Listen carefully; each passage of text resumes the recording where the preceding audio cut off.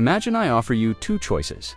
Choice A, I give you $10,000 today, right now, no questions asked. Choice B, I give you 1 penny. Tomorrow, the penny doubles. Then it doubles again and again and again. For 30 days, most people choose the $10,000 because 1 penny sounds ridiculous. By day 10, the penny is worth about $5. Still ridiculous, by day 20, it's worth around $5,000. Interesting, by day 30, it's worth more than $5 million, and suddenly everyone becomes very interested in the penny. Welcome to compounding, the single most important concept in investing, and also the least exciting, which is why everyone says, invest early. But almost nobody actually shows you what that means, because when people hear the phrase, they imagine some vague financial advantage. A nice bonus, a little head start maybe, a few extra dollars. What they don't realize is that time doesn't behave normally when investing is involved. Time becomes weird, suspiciously weird, almost magical. Let's start with two stick figures. We'll call them Emma and Jake. Emma starts investing at age 25, nothing fancy, nothing aggressive, just steady investing every month. Jake decides he'll start later, not because he's irresponsible, he's busy. Life is expensive, he'll start when things settle down, which, as we all know, definitely happens. Life always becomes less complicated, right? 10 years pass, Jake finally starts investing. He invests more money than Emma every month. He works harder, contributes more aggressively, takes investing seriously, and yet Emma still ends up ahead.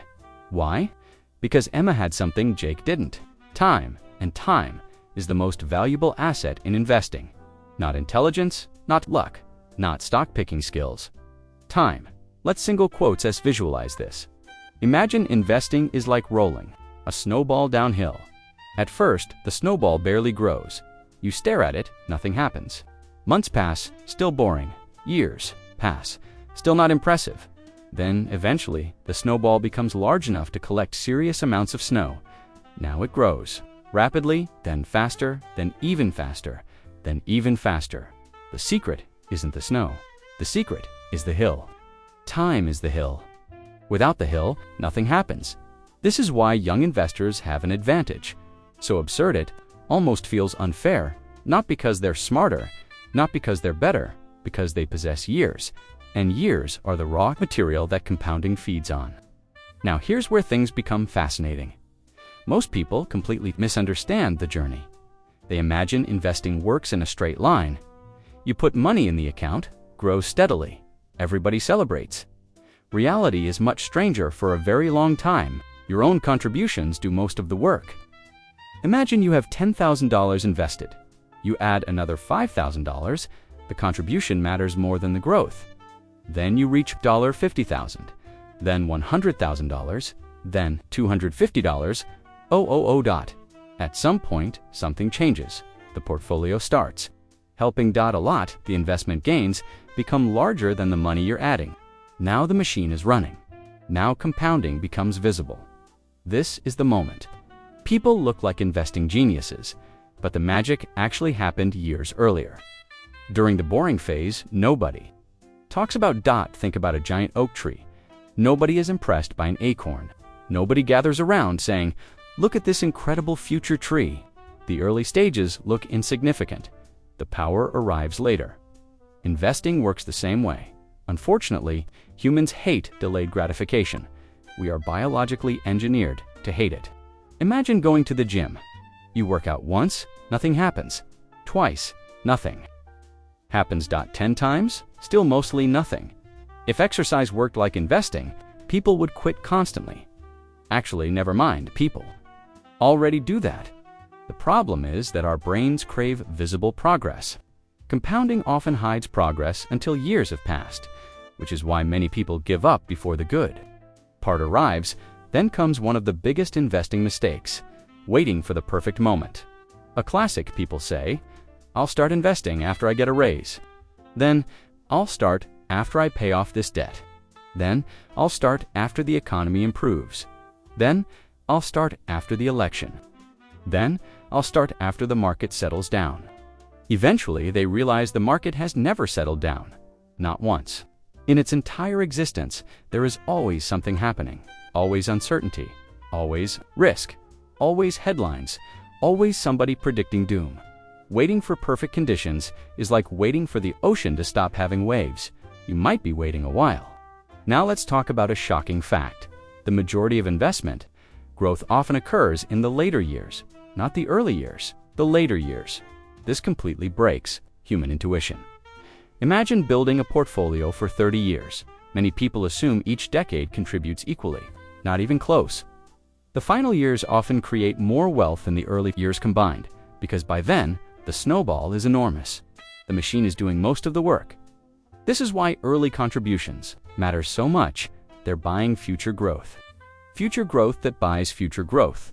Future growth that buys future growth.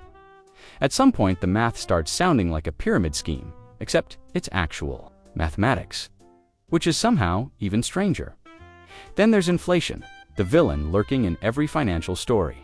Many people think saving money is enough, and saving is important, very important. But cash sitting idle faces a problem.